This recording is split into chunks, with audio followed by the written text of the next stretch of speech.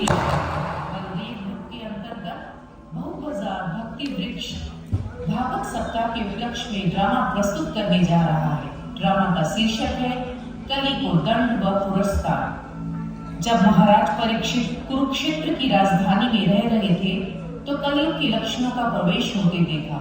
पहले तो महाराज ने इस तरफ ध्यान नहीं दिया, पर बहुत सारी घटनाओं के बाद उन्होंने अपना धनुष बाण उठाया और उस कलि के विरुद्ध लड़ने के लिए निकल पड़े और वह सरस्वती नदी के तट पर पहुंच गए, जहां उन्होंने देखा कलि एक नीच जाति के शूद्र राजा का भेष बनाए गौ तथा एक बैल को लट से पीट रहा है।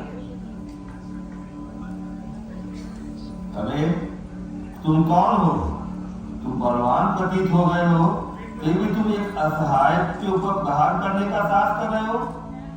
तुम्हें नहीं पता यहाँ सब कुछ मेरी संरक्षण में है, और तुमने जो देव तुल्य भेष बना रखा है और राजा बने हुए हो और शूद्र जैसा कार्य कर रहे हो। अरे दुष्ट, तुम इन निर्दोषों को किस लिए मार रहे हो? क्योंकि तुम एकांत में एक निरीह पशु पर अत्याचार कर रहे हो, इसलिए तुम अपराधी हो और वध करने योग्य हो। परीक्षित महाराज बैल को संबोधित करते हुए बोलते हैं। अरे तुम कौन हो? तुम अपनी 3 पैर खो चुके हो। क्या तुम बैल के रूप में कोई देवता हो जो हमें क्लेश पहुंचा रहा है? सूर्य पुत्र, तुम्हारे 3 पांव को किसने काटा है? हे राजन, यह निश्चित कर पाना अत्यंत कठिन है कि किस दुष्ट ने हमें कष्ट पहुंचाया है। दार्शनिक यह घोषित करते हैं कि मनुष्य अपने सुख तथा दुख के लिए स्वयं ही उत्तरदायी है। अन्य लोग कहते हैं कि दैवी शक्ति इसके लिए जिम्मेदार है, जबकि कुछ लोग ऐसे भी हैं जो कहते हैं कि इसके लिए कर्म जिम्मेदार है, और जो निपट भौतिकवादी हैं वे मानते हैं कि प्रकृति इसका अंतिम कारण है। हे राजऋषि, आप अपनी बुद्धि से यह सब सोचकर अपने आप निर्णय करें। अहो, तुम तो बैल के रूप में हो। तुम साक्षात धर्म हो। तुम धर्म के सत्य को जानते हो और तुम सिद्धांत के अनुसार बोल रहे हो। तुम साक्षात धर्म के अतिरिक्त और कोई नहीं हो। इस प्रकार निष्कर्ष यह निकलता है कि भगवान की शक्तियां अचिंत्य हैं, ना तो मानसिक चिंतन द्वारा और ना ही शब्द चातुर्य द्वारा उनका कोई अनुमान लगा सकता है।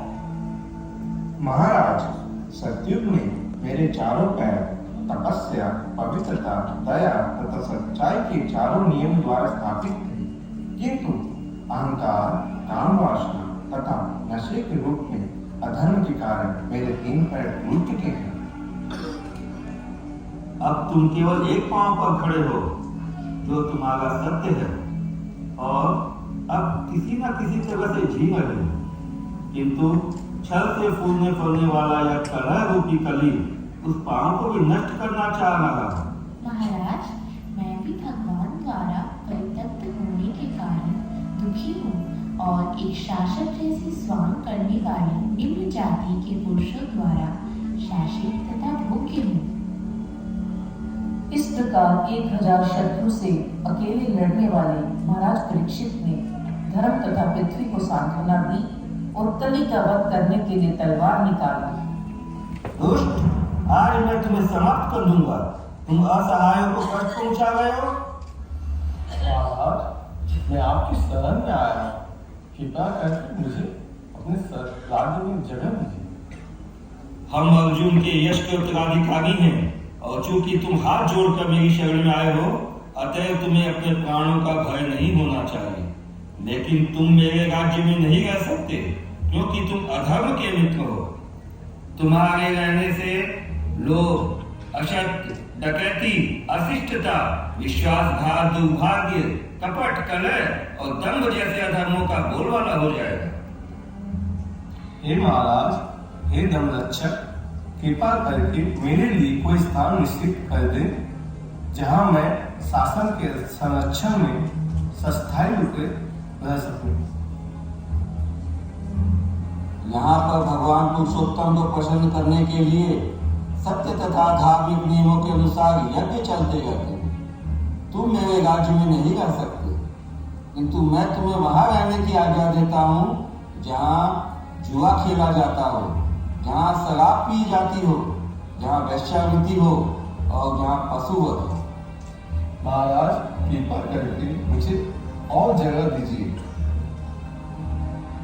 ठीक है, तो मैं तुम्हें उस स्थान में रहने की अनुमति देता हूँ जहाँ सोना उपलब्ध हो, क्योंकि जहाँ जहाँ स्वर्ण होता है वहीं वहीं असत्य, मद, काम, ईर्ष्या तथा वैमनस्य रहते हैं। इस प्रकार महाराज परीक्षित ने कली को स्वर्ण में भी रहने का पुरस्कार दिया। महाराज परीक्षित ने धर्म रूपी बैल के विनाश पैरों को पुनः स्थापित किया और पृथ्वी की दशा में काफी सुधार किया।